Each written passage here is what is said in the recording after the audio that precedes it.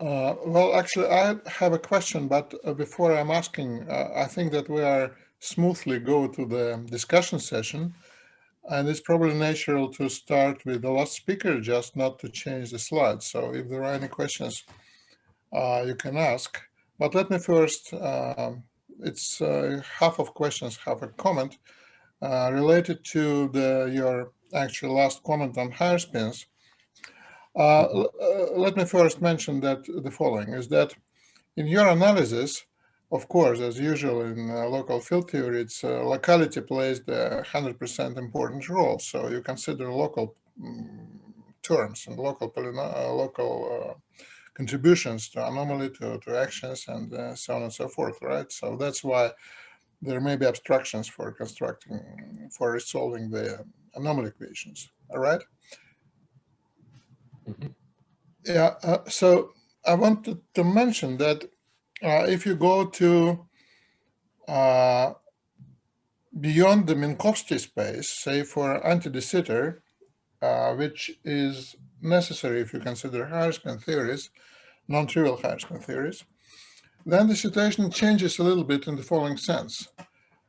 In the spaces where that have a dimensionful parameter like anti-de Sitter radius, you may still have local polynomials which, however, have higher degrees in derivatives than in Minkowski space. So basically, you can go to higher derivatives, you can stop at some order of derivative, and these terms make no sense in Minkowski space at all. So you can't write them because they will carry some inverse, or better say, just powers of the radius of anti-de Sitter space that tends to infinity in the flat limit. But in anti-de Sitter, they have a perfect sense, and you may have some terms that contain finite number of terms like this, and that actually resolve a kind of anomaly at the lowest order, because higher orders will talk the lowest order. This is precisely the mechanism how one introduces higher spin interactions in anti-de Sitter space with gravity, for instance.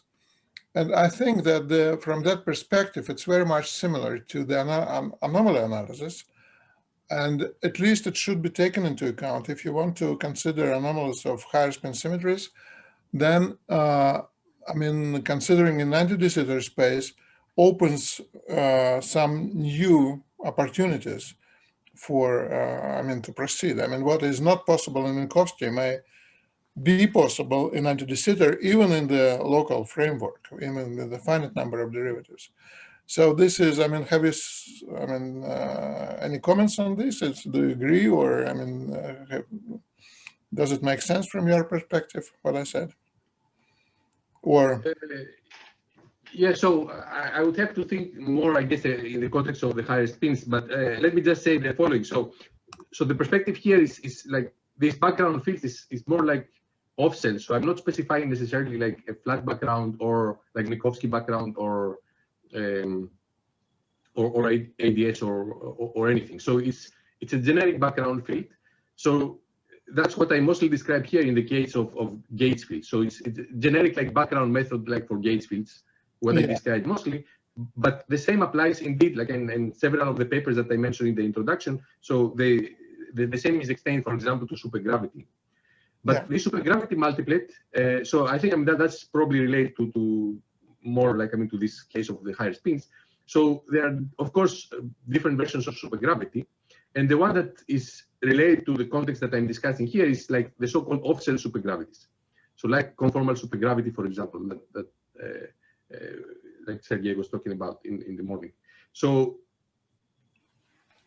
in principle, of course, there are different versions of on-cell supergravities as well. And then there are different anti-de Sitter supergravities or Minkowski Poincare supergravities, and of course, one would have to distinguish between these two. But so I guess this should be encoded in the multiplet, right? In the multiplet of background fields that one considers. So I'm not, I have not really looked in the case of higher spins, what multiplet one would have to look at. Yeah. But Yeah, I understand what you are saying. I mean, but still, what I said, I believe, makes sense. Because, for instance, if you consider some, I mean, you are in a general background, and you consider the curvature be general, for instance, Riemann tensor, that's fine. But then what is implicit, and that was the original somehow misleading observation, is that if you formally expand in powers of Riemann tensor, then there is no way for higher spin symmetries. Okay? But the point is that if you allow, for instance, something that makes sense in when the curvature is non-zero, for instance, you can divide over 1 over r, which makes sense if lambda is non-zero. Then you have a much broader class of functionals, and some of these functionals make sense as local functionals, even though they have this very strange form. So this is basically, I don't think that, I mean, that still may make sense to go to anti-de Sitter sometimes, for higher spins for sure. So just, okay, so I see your point. And, but is it correct that, excuse me, is it correct that in the talk you discussed of shell Biaristico homology, which means you didn't take equations of motion into account?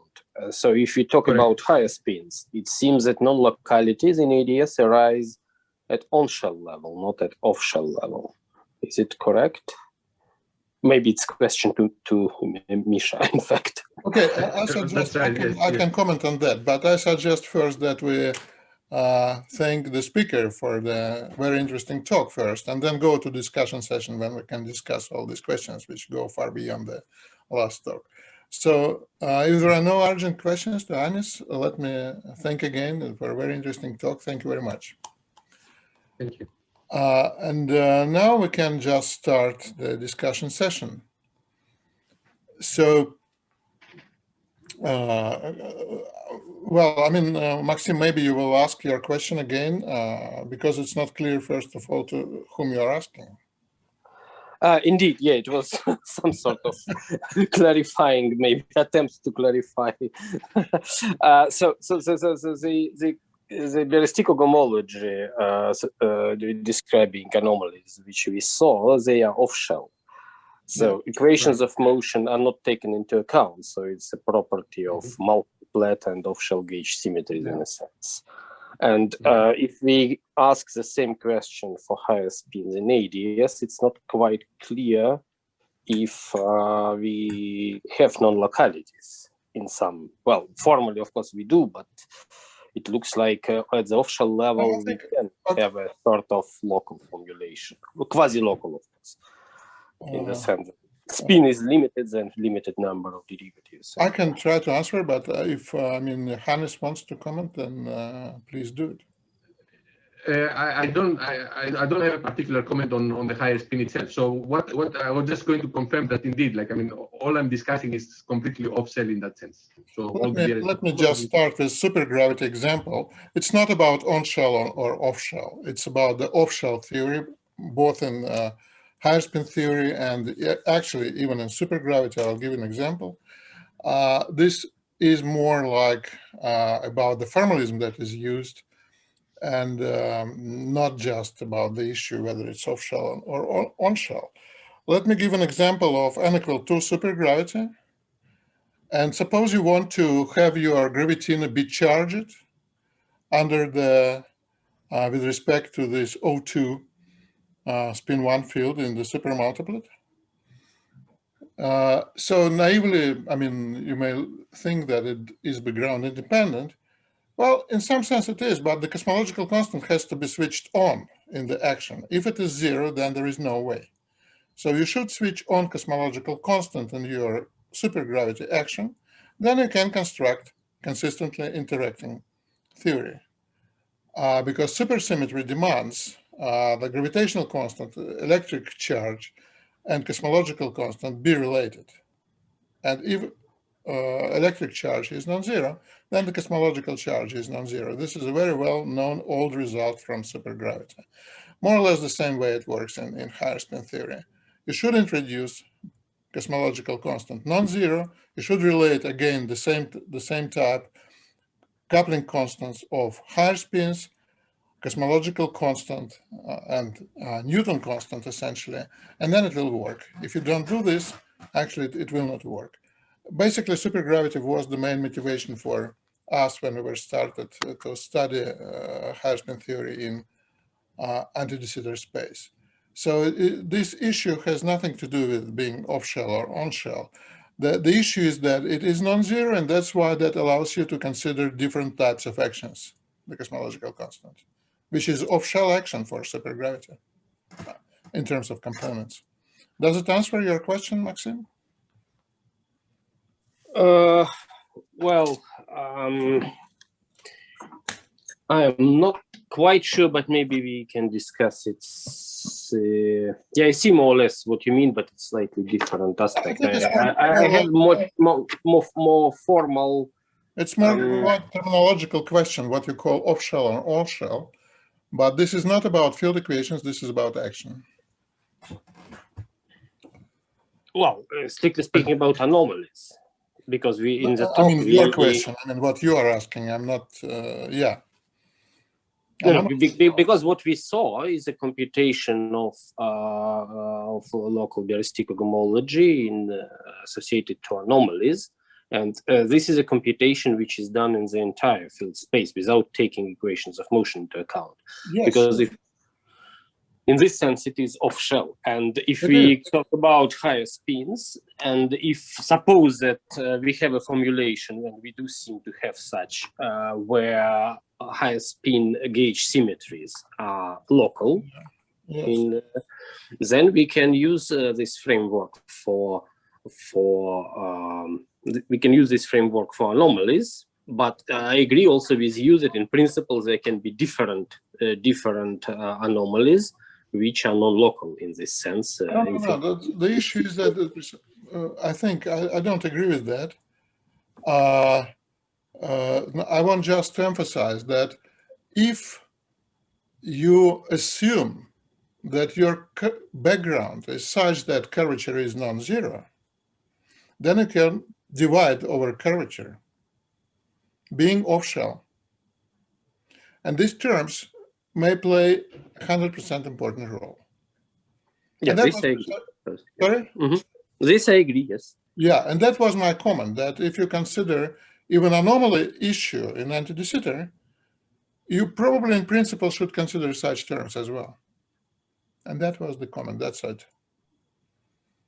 They may make sense, especially if you have I mean, it's a delicate issue because dividing over R is in principle dangerous. It's 100% dangerous in Minkowski, but one should proceed, and actually the examples are given precisely by higher spin gauge theories and are around more than 30 years, I think, by now, where this mechanism was shown to work with a finite number of derivatives. I mean, the cubic coupling are perfectly local. Okay. Does it answer? So maybe can I just a question? So this is my ignorance about higher spin. So is it possible to? Is it known? Like I mean, are there known multiplets like of local gauge transformations that close without using any equations of motion, like for higher spins? Well, there are off-shell versions. This is more related to what Maxim is asking. Indeed, right. Indeed, this is the tricky issue because there are on-shell symmetries and off-shell symmetries, and they change significantly. So the on-shell symmetries are quotients of the off-shell symmetries over some huge ideals. So in principle, one can consider off-shell, in principle, as I said, there are some ideas and there is some progress, off-shell theories that contain a huge number of additional fields like auxiliary fields and supersymmetry. And then you can try to formulate in terms of these models, the fully symmetric off-shell model, which is not, I don't think was, well, it was done actually even in some of my papers, but I mean, it's not the something that has to be explored more. And then you can do this, I mean, business. I see. But indeed, there is important point. So this is indeed a little bit reminiscent of auxiliary fields and supersymmetry, the issue. Right. Okay. Okay, thank you. Any more questions to Anis? Okay. Any other questions to other speakers? Can I give some questions to Sergey Kuzenko? Okay. Sergey, can you? Is he there? Sergey, can you switch on? Yeah, I'm here. I don't know. Transparencies. Do you need formula? No, but is he here? Yeah, I'm still here. Okay, so consider your model is a superconformal theory in ADS4. We discussed it today. In principle, we can quantize this theory. In this gauge theory, there should be some ghosts, and the ghosts are some high spins theory again. It should be something like we did in our old paper with Siberikov. Then if to consider some way like was given by Klebanov and some over spins, there should be some cancellation of all terms without only one term survived. Can we expect the same situation in your case? But I mean, that cancellation happened already in our paper. I don't think Klebanov's paper added anything. But we didn't pay attention for this point. But in any case, Just, in your new model, no, can we first of expect all, the model just appeared 2 months ago. I mean, this but is in just, principle, I mean, maybe it it'll can be be the same. quantized. It can be quantized. You can study effective action. Yeah, that's the right question. Yeah, okay. Thank you very much. Thanks. Other questions to Sergey? Well, there is a question in the chat also. Okay, can you somehow, how does it sound? Yes, it sounds some theories are defined only classically. This is not a question. This is a kind of a comment, I think, rather than a question. Yes, it's a comment. I think. Yeah, I've seen the message. No. It's a questions. Okay, I'll try to say it. Some theories are defined only classically. Their quantum stations are anomalous. How differ on the classical level that theories from extendable, quantizable, deformable theories? Yes, this is the questions. You can also look in the chat. Well, I think this is a good question for a separate conference, I would say.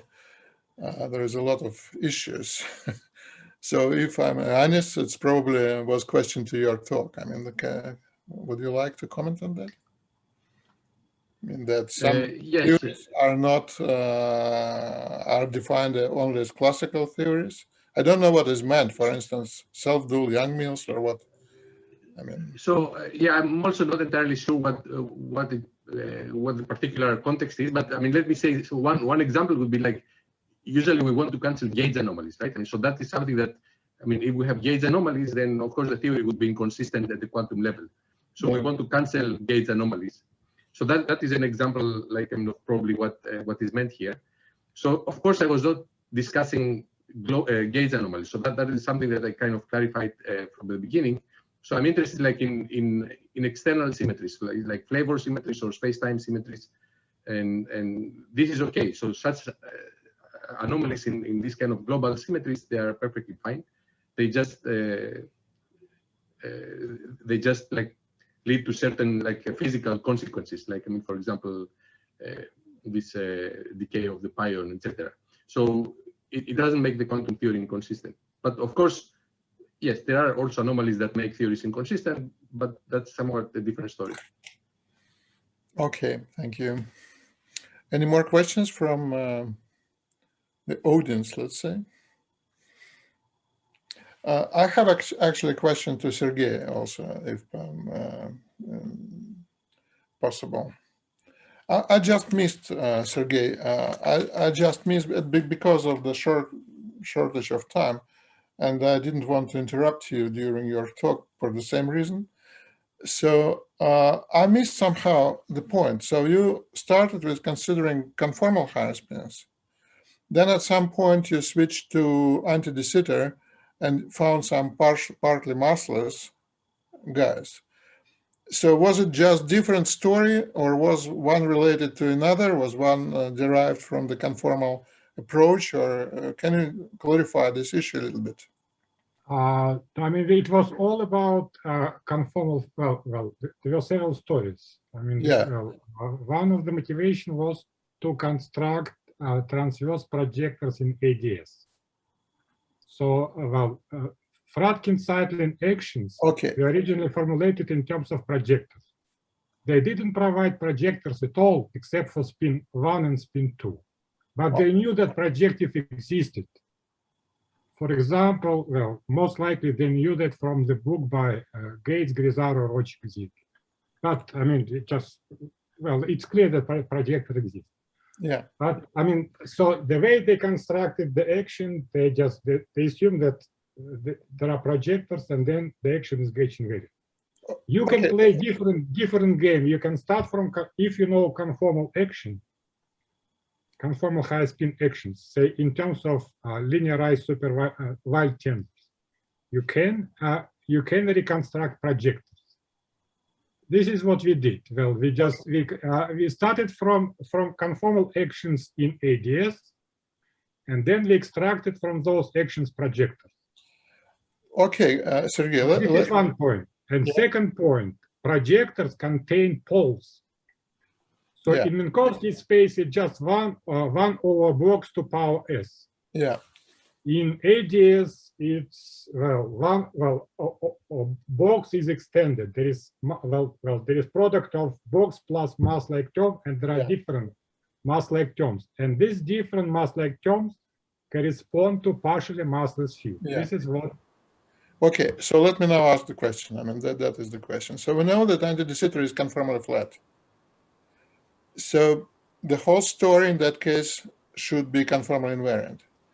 So can you explain, I mean, these partly massless fields, they are not, I guess, conformal invariant. So how does it work? Are they related one to another by conformal symmetry, or what happens? No. Just projectors contain poles. Yes, so but you said, I understand, yeah. This factorization is not conformally invariant. This is the problem. Sorry? Factorization is not conformally invariant. Okay. So, I mean, that is specific to ADS. In principle, using the formalism of conformal gravity, you can construct conformal actions in any conformally flat background. This is what we did with Michael. Sorry, please, I mean, maybe I missed something. Definitely I missed something. So you say that you start with conformal invariant setup, you construct conformal invariant projectors, you go to anti-de Sitter, and you find that they have different poles, right? We construct projectors in ADS, correct. Projectors to what? Conformal? Transverse projectors. So conformal symmetry is not there. That was my question. Is or is not? Conformal symmetry is in the actions, correct. In projectors, are they, do they know about conformal symmetry or not? That was my question. No, in principle, they don't know. So it's not conformal invariant construction. No, I mean, that factorization is not conformal. I'm not telling about factorization. I'm telling about the whole projectors. You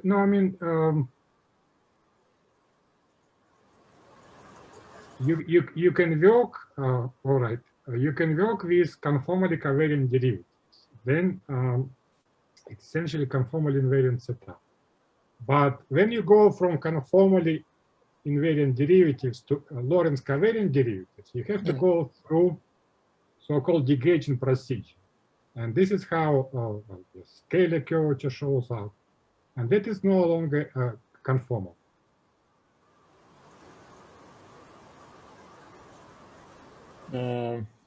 Okay, maybe we'll discuss later, because I'm still not quite understand what happens to conformal symmetry in this setup and how it is. Well, the action is conformally invariant. Maybe also comment. I'm not sure I understand in terms of projectors, but in terms of indeed this factorization of the kinetic operator or representation of the action. It is well known that it is not conformal. You explicitly break conformal symmetry down to ADS, and after that, the kinetic operator decomposes into the product of Bassett's kinetic operators. Yeah. And it's also known in mass, and you introduce this, I think it's called scale tractor, which gives this decomposition. It's an old paper by Gover and someone else. Yeah, this is well known. I agree. I'm just asking about the projectors and the poles. So that was my question. I'm a little bit still confused what goes on. Well, anyway, I think we can discuss with Sergey. I can't add much at the moment. So there is one hand raised, I think. If anyone wants to ask questions. Question. Yes, please. My question is to Sergey. You know that for spin 0, spin 1 ADS conformal actions can be reduced to Minkowski conformal action by making Weyl transformation of involved fields. Is it true for high spin as well? No? Correct. For conformal actions, you can just perform conformal transformation. That's correct. So you mean that your high spin, conformal high spin actions actually can be reduced by some redefinition of fields to just a conformal action in Minkowski space. Is it correct? Locally, yeah. Okay. Locally, this is true for all conformal actions. Yeah. Yes, conformal. For super case as well. It's correct. Yeah, correct. Mm-hmm. Yeah, in ADS, you just perform a super wide transformation. Yes.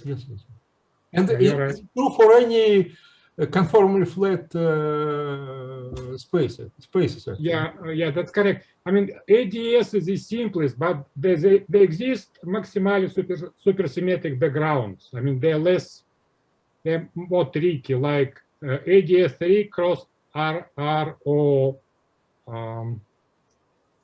R cross S3 or plane wave. They're also conformally flat. They have maximal amount of supersymmetry.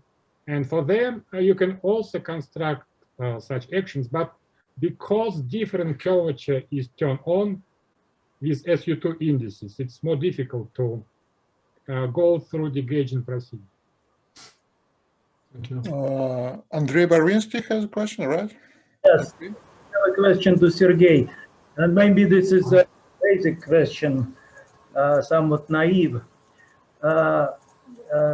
Regarding these projectors, they are non-local. So what is the standard non-locality of this theory? Does it mean that actually in your construction and actually in the construction of the previous people who worked before your works, do you reconcile with non-locality? As I understand, yes. Yeah, I understand. Yeah, I understand. In the transverse gauge. Yeah, I understand the question. Say Behrens, Fronsdal, they considered massive fields in Minkowski space. For massive fields, that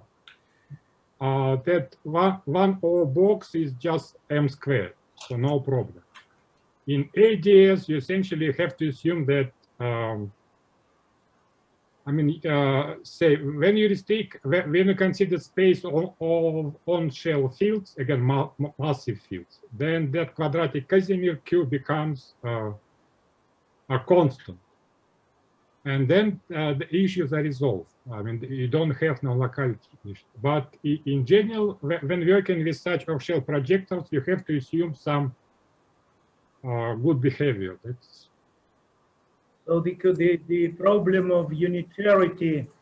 There could be all problems, yeah. But we played formal games. Suppose, physics in contrast to mathematicians. Suppose things work and then go ahead. Oh, I see. So this is basically that's the rules of your game. Yeah.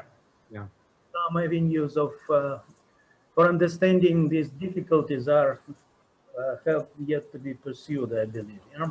Yeah, I mean, there is a related question. For example, okay, just this on-shell fields have spatial behavior. On-shell fields in ADS have spatial behavior at infinity. How is it reflected in the projectors? Can we just? I don't know answer to that question. Okay. Okay. Thank you. Okay, thank you. Any other questions? The other speakers, maybe?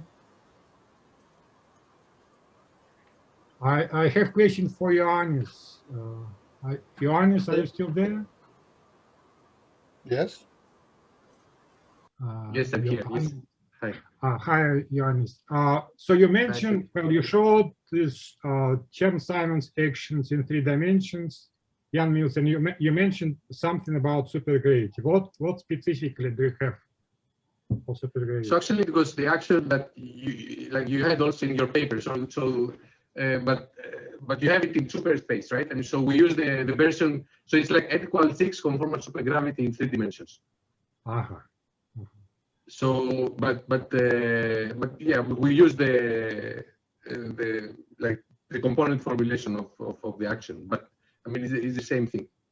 So Okay, there, I mean, okay. using that, then you can compute like, I mean, the anomaly, like just like from the variation, you can compute the anomaly like in 2 dimensions. So this is it gives like the gravitational anomaly, like, I mean, but then it couples also like to R symmetry and also to supersymmetry. So you can compute like the entire multiplet. All right. Okay. Very interesting. Thank you. Thank you. More questions? Comments? Well, well, we have 1 minute. It's probably not enough for asking question. But anyway, Miran, are you around?